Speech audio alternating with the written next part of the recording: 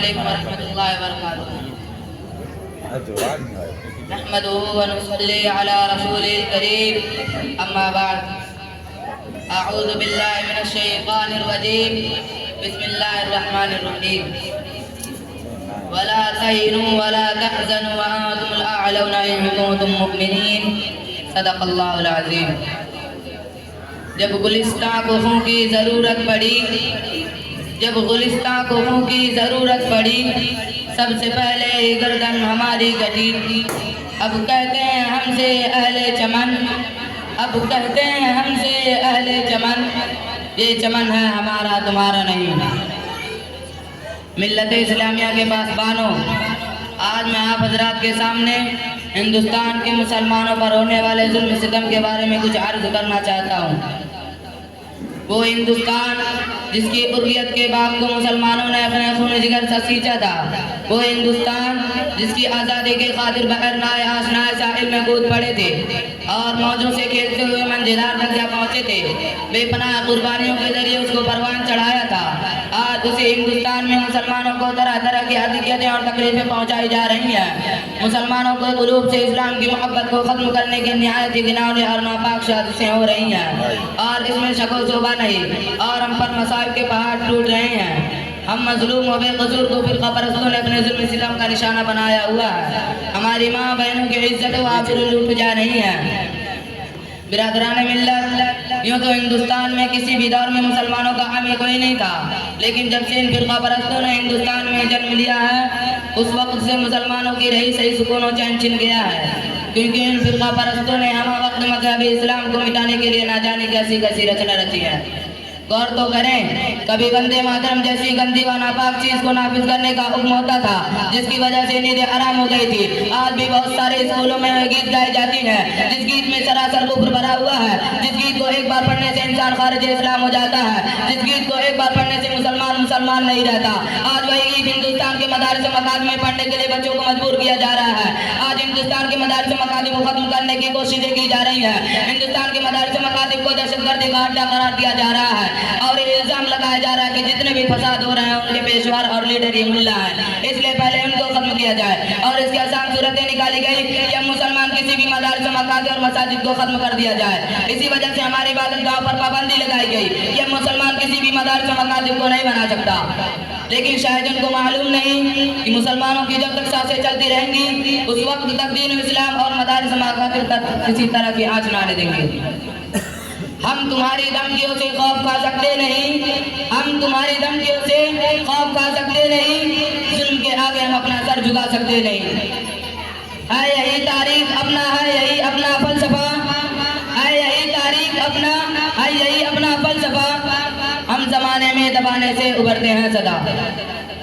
عزیزان گرامی، اگر وطن ہماری جان مانگے تو جان دیں گے، اگر وطن ہمارا مال مانگے تو مال دیں گے، اگر وطن ہماری اولاد مانگے تو اولاد دیں گے، اگر وطن ہمارا تن من دھن مانگے تو سب کچھ دیں گے، لیکن یہ نہیں ہو سکتا کہ مسلمان نبی صلی اللہ علیہ وسلم کی جاہ جلال دے، یہ نہیں ہو سکتا کہ مسلمان آخرت کو چھوڑ کر دنیا کو ترجیح دے۔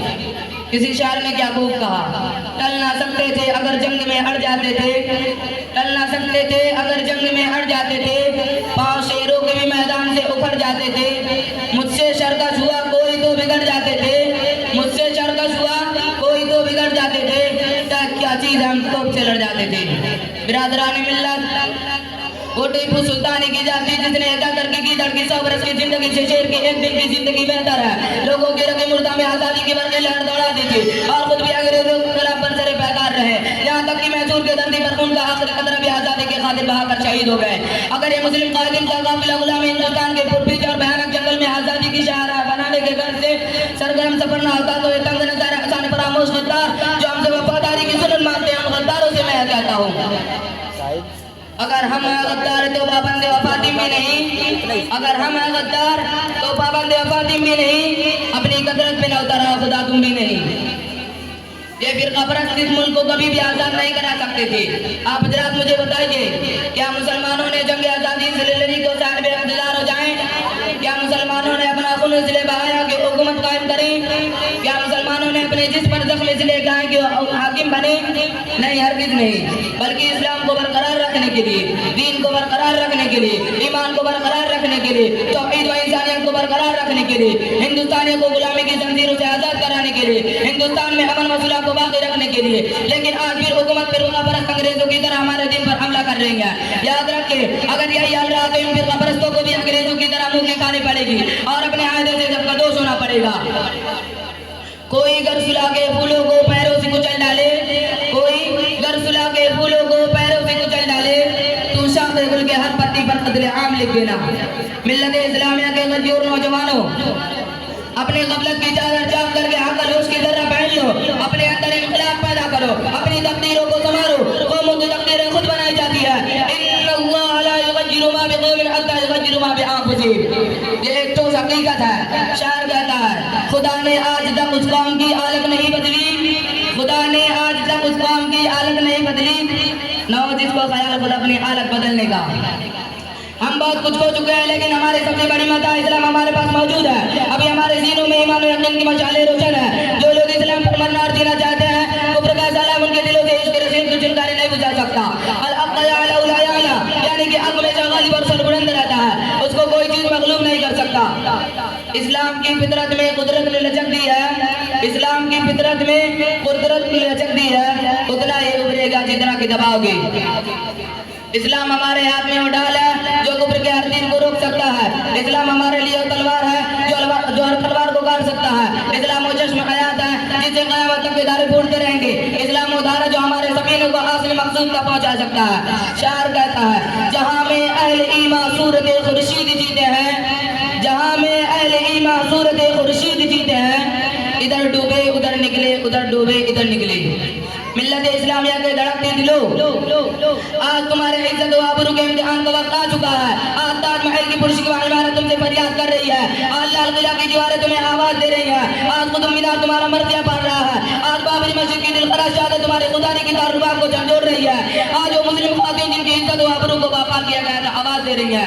اے ملت اسلامیہ کے نوجوانوں، اے خالد بن ولید کے فرزندوں، اے محمد بن قاسم کے پیروکاروں، اے صلاح الدین ایوبی کے ہمنشینوں، اے محمود غزنوی کے مقتدیوں، تم بیدار ہو جاؤ، اپنے اندر انقلاب پیدا کرو، اپنی تقدیروں کو سنوارو، اس لیے کہ دشمنان اسلام تمہارے خلاف کام کس لیا ہے۔ آج اغیاروں نے تمہیں ہندوستان سے ختم کرنے کی کوششیں شروع کر دی ہے، آج مشرکین نے تمہارے خلاف فوجیں تیار کر رہی ہیں۔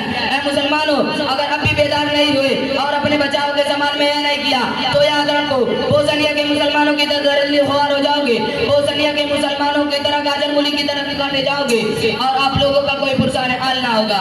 جب بھی وقت آئے تو مرد مجاہد کی طرح کہتے ہوئے میدان جہاد میں کود پڑنا۔ باطل سے ڈرنے والے اے آسمان نہیں ہم، باطل سے ڈرنے والے اے آسمان نہیں ہم، 100 بار کر چکا ہے تو امتحان ہمارا، توحید کی امانت سینوں میں ہو ہمارے، توحید کی امانت سینوں میں ہو ہمارے، ممکن نہیں مٹانا نام و نشان ہمارا۔ ہمارے علیہ البلاغ۔ السلام علیکم ورحمۃ اللہ وبرکاتہ۔